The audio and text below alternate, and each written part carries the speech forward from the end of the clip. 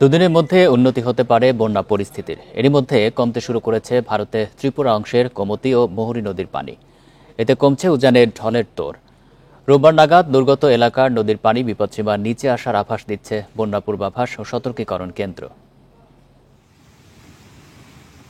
শুক্রবার পর্যন্ত দেশের সর্বোচ্চ বৃষ্টি কক্সবাজারে ১৫১ মিলিমিটার, তবে কুমিল্লায় ৪৯ মিলিমিটার বৃষ্টি হলেও পরিস্থিতি অবনতি হয়েছে উজানের ঢলে। সবচেয়ে নাজুক ফেনী, পুরো এলাকা ডুবে থাকায় বিচ্ছিন্ন সব ধরনের যোগাযোগ।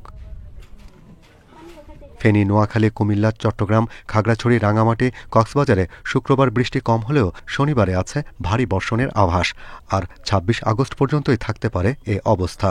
ভারী থেকে অতি ভারী বৃষ্টির সম্ভাবনা রয়েছে এবং আগামী ৭২ ঘন্টায় এবং বিশেষ করে দক্ষিণ পূর্বাঞ্চলের এই সকল জায়গাগুলোতে হয়তো আজকে কোথাও হয়তো কিছুটা তুলনামূলক বৃষ্টিপাত কম হতে পারে, তবে হয়তো এক জেলায় একটু কম হলে আরেক জেলায় হয়তো ওইভাবে কমবে না, তবে কিছুটা কম। তারপরেও আবার আগামীকাল এবং তারপরের দিন কিন্তু বৃষ্টিপাতের পরিমাণ আবারও কিছুটা বৃদ্ধি পাবে।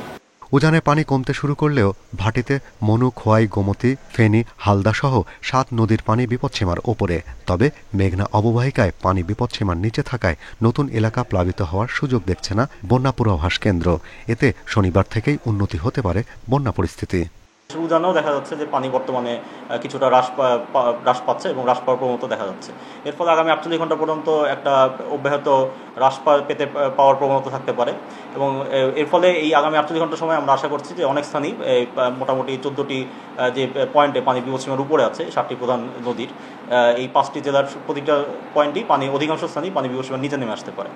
এছাড়া গঙ্গা, পদ্মা, ব্রহ্মপুত্র ও তিস্তা অববাহিকায় পানি বিপদসীমার অনেক নিচে থাকায় সারা দেশে বন্যার শঙ্কা দেখছে না বন্যা পূর্বাভাস ও সতর্কীকরণ কেন্দ্র।